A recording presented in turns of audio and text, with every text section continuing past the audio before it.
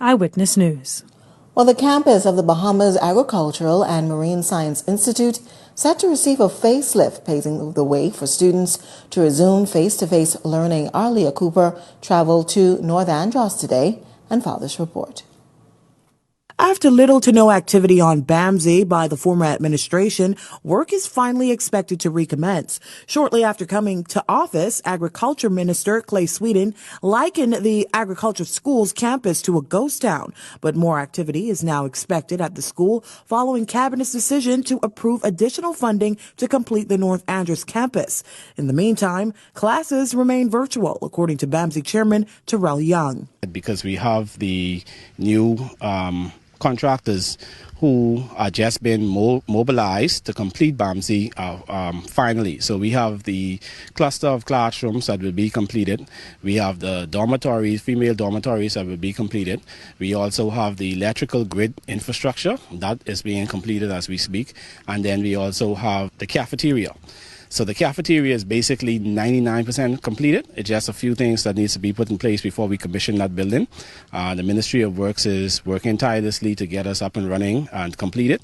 So I'm thinking realistic time frame, we should be back face-to-face, if not for spring semester, definitely for fall semester 2023. He says with the completion of the campus comes a lot of international interest, adding that a number of organizations want to host events on the campus.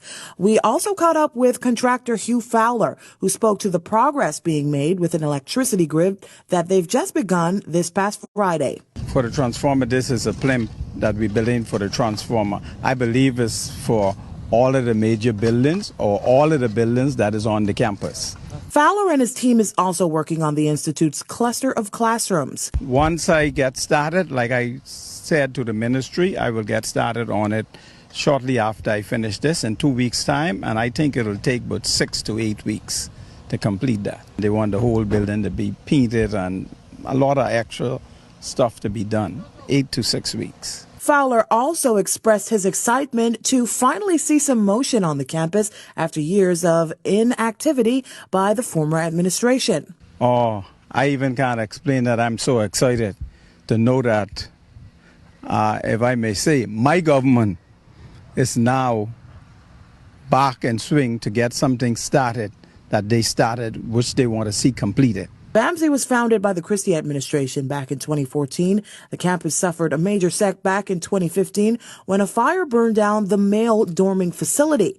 Prime Minister Philip Davis, who was works minister at the time, sparked controversy when he revealed that the damaged dorm constructed by contractor Audley Hanna of Paradigm Construction was never insured. Leah Cooper, Eyewitness News.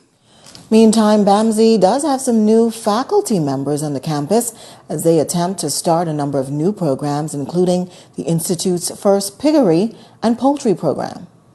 So we are now in the initial stages of groundbreaking, and we have the contractors on the ground who are now mobilizing and getting the grounds ready for the start of construction. And then also our new livestock consultant, Mr. Taylor, he's also here with us today just to do a site check on the new poultry house that we have built, and just getting a quick overview on what's needed. Well, we also caught up with the newly appointed farm manager, Arip Lightburn, who says his directive is to create a consistent revenue stream for the school. One of the things online is already there. It's a coconut field. Once we bring it back in order, it can carry us up to about $1 million a year on proper irrigation and maintenance. The honeybee business is a good thing. We can also begin to construct hives to be sold to beekeepers all over the Bahamas. We're going to grow some vegetable and other crops, not only just for revenue, but to train our staff and the community, look at different ways of doing things. We also be looking at papaya production primarily, and some other tree crop production. Well, so to come in Eyewitness News tonight, it's welcome home for a number of Apico residents. We've got that story coming up. But first, here's a check on tonight's weather forecast.